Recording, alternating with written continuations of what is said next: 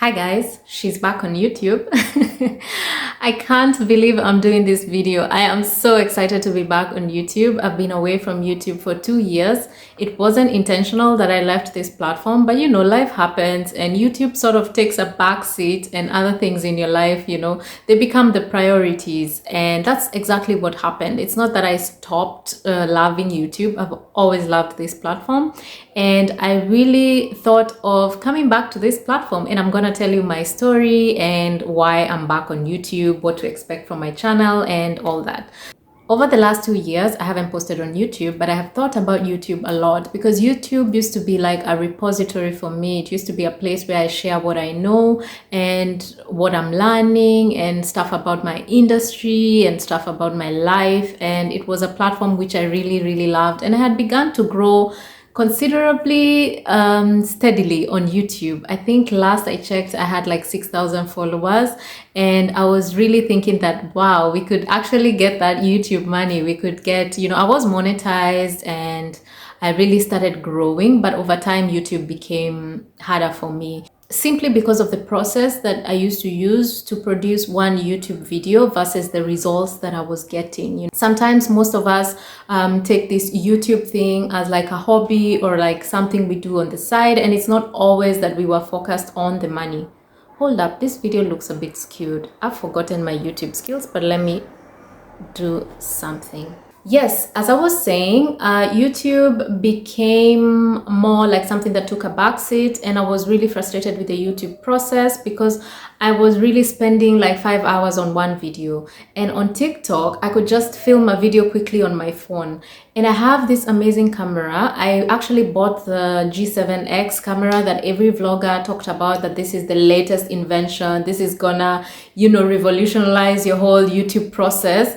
And I bought that camera and it just collected dust because, first of all, I had to transport the footage from my camera into a laptop or into a computer and use Premiere Pro to edit, which was such a long process. And I really loved the process, but I learned that editing, especially trying to put so much cinematic videos, to me it gets repetitive. I can do it, but obviously I cannot do everything. I love the process of speaking to a camera. I love the process of setup. I actually love the process of like sound, lighting, all those sorts of things. But editing videos is not my cup of tea so much. Oh guys, actually, have you ever tried to edit a video for someone and they're telling you, change this, change that, change this, change that? So that's not my cup of tea. So I knew very early that video editing wasn't for me, but I was editing my videos because my videos were not cinematic. My videos were more like floating head videos where I just prop up a camera somewhere and speak, and that whole process became hard because I was limited for time and my life started changing and I didn't have the time to spend 5 years spend 5 hours on one video. So what did I do? I hopped onto the next social media platform that I felt was giving me growth, which was Twitter. Twitter has always been an amazing platform for me. That is Twitter before Elon ruined it all for us. Now I hear they're calling it X. I'm still on there, but I have to be honest that everything has been really ruined. Like the platform has really been ruined. Elon really ruined the app for us. So after Twitter, on Twitter, you really didn't need... Wow, that's not even a mosquito. It's a floating flower. Interesting. I need to stop getting distracted. What? Anyways, over the recent years, YouTube has come up in many discussions in my life, and it has come up as something that people reference even more than I do. So for example, when I go to conversations and people who've known me before are introducing me or they're talking about me, they'll mostly say that, oh yeah, Jean, she has a YouTube channel. By the way, she used to write about wine. By the way, she has 2 blogs. By the way, people really introduce me with these sorts of things and projects that I used to do. And I was feeling a bit sad because I was feeling like that part of my identity, I no longer have it. And I was feeling that, especially the part I used to be a creator, I used to post a lot. I was feeling like that part of me is a bit not part of my identity anymore. And I kind of buried it for 2 years. But one thing about me is that in heart, I'm a teacher. My dad is a teacher. I love to explain things, sometimes too much. In different settings, I over-explain stuff and ensure that everybody gets it. I love breaking down ideas. I love breaking down complex topics into concise topics. I love to read. I love to write.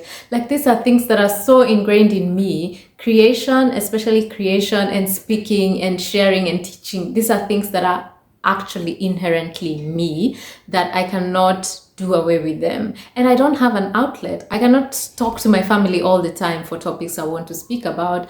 I cannot, talk to my friends about topics I want to speak about. I want a platform, and I've been trying to find different platforms. I've been posting here and there as mostly in the digital marketing field. I'm mostly dabbling with different forms of content. But then YouTube is always that one platform that I really, really like. For example, if I'm trying to search on a certain topic, I always go to YouTube to look for that topic and what people are saying about that topic. I have watched so many hours of YouTube videos. And to me, I love to think of YouTube, YouTube University. YouTube is a place where people can find information. And I have so much information. There's so much stuff that I'm learning that I really, really want to share. So with that being said, and me finding out that, wow, Jean, inherently you're a teacher, you are a sharer, you're a speaker. I can speak and I can yap. I'm a certified yapper. I can speak and I can yap. And I thought, you know what, why not prop up my camera? I can use it as a release. I can share my thoughts. I can share my learnings. And mostly I want to come back to YouTube, and I don't need permission from anyone. I just need permission from myself to decide what I want to start sharing. So we're back, drum rolls. Woo, she's back. For all of those of you who commented and asked me over the 2 years, like, hey Jean, when are we seeing you back on YouTube? I'm here. So what do you expect from my channel? My channel is solely an education channel, and mostly I'm talking about digital marketing, digital writing, content marketing, content writing. Those topics will always be key for me. I know my channel has a lot about travel and wine. Maybe at some point I fall back in love with these two niches that I want to create. I still love them, but maybe I fall in love with them in the sense that I want to create these sorts of videos. But for now, it's going to be an educational video. I want to bring you on board. A lot of change has happened in my life. I changed my location. I used to live in Nairobi. Now I live in Frankfurt.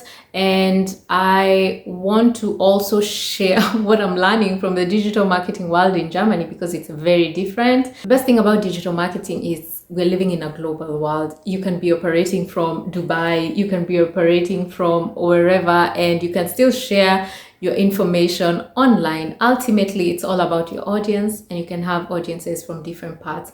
There's nothing that excites me more than the career field I am in. I have really, really fallen in love with marketing because, number one, it's not boring. It's not static. It's so dynamic. Like, there's so much happening. Marketing alone has so many niches, there's so much to learn about marketing. And I chose the content marketing route because that's what I feel kind of mostly aligns with my interests and my skills and my passion and my heart, I guess. Yes, but there's so many other digital marketing fields that I know. Remember, I'm always talking about being the T-shaped marketer. A T-shaped marketer is a digital marketer who knows a lot about marketing. Think of the letter T and the breadth of knowledge. So you know a lot about digital marketing, and you've gone deeper into one topic. So in as much as I'm talking about content marketing, obviously I can dabble and share more about other aspects of digital marketing that I am learning. So that's basically what has changed in my life. And yeah, I want to know down below if there are aspects you want me to cover. I used to do a lot about freelance sites because at the time I was curious. I love to experiment, and I used to try a lot on Upwork, on Fiverr. I used to talk about these freelance sites. I'm not sure if I will be doing this sorts of content simply because I'm not so much on these platforms anymore. But I will still talk about the skills of being a digital writer or being a content writer, pitching yourself, what is happening with brands. I will be also targeting brands as well as personal brands, as well as company brand. So it's gonna be a mix of everything. To be honest, I do not want to really limit myself, and who knows, maybe I get inspired and start sharing other things, but that's currently it. I'm so excited to be back. I don't know if many people are still on here. I don't even know what's the latest on the YouTube algorithm. I purposefully avoided videos about YouTube growth because they would make me feel so bad that that I've abandoned my channel. I used to see the YouTube account post on X and say that, which was your best video? What are your strategies for 2024? And I would be like, oh my God, I've not posted something, but yeah, it's okay, no pressure. So yeah, let's see how it goes. Welcome me back. I'm so happy to be back to YouTube. Thank you so much. Bye.